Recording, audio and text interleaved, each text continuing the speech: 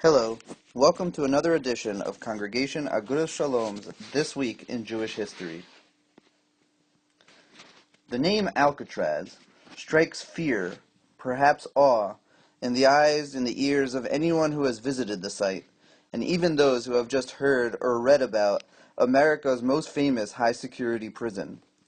And in fact, this week in 1963, this landmark prison that once housed some of America's worst criminals finally closed its doors permanently. Alcatraz Prison, located in San Francisco Bay, in California, first functioned as a military prison before being turned into a federal penitentiary. Let's take a few moments to discuss some of the Jewish connections to Alcatraz. Perhaps the most famous Jewish prisoner to be detained in Alcatraz was the infamous Mickey Cohen. Cohen was born in the Brownsville neighborhood of Brooklyn.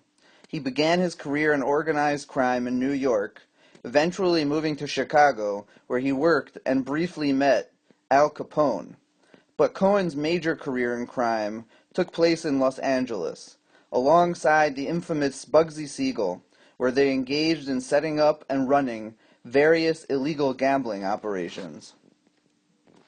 Parenthetically, an interesting and perhaps disturbing thing to see on this slide is the memorial plaque for Bugsy Siegel hanging in the Bialystoker Synagogue on the Lower East Side of Manhattan.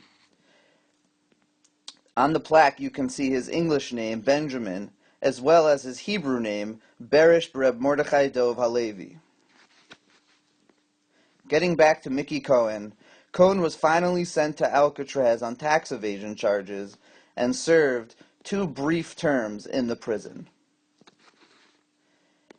It is hard to know how many Jewish inmates there were at Alcatraz throughout the years, but we do know that Jewish services were conducted regularly, and we even have records of a Passover Seder being conducted there in 1935 with the attendance of 7 Jewish inmates.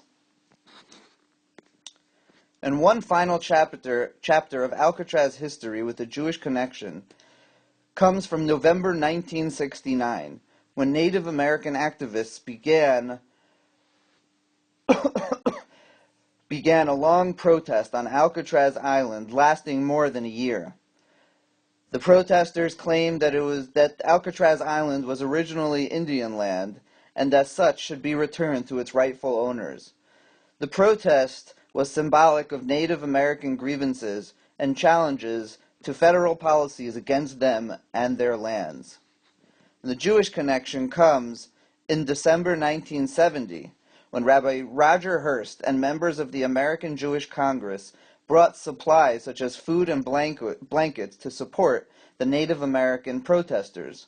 But since it was also the season of Hanukkah, the Jewish group also brought a menorah with them, and together with the protesters, they celebrated Hanukkah at Alcatraz. Thank you for listening, and have a great day.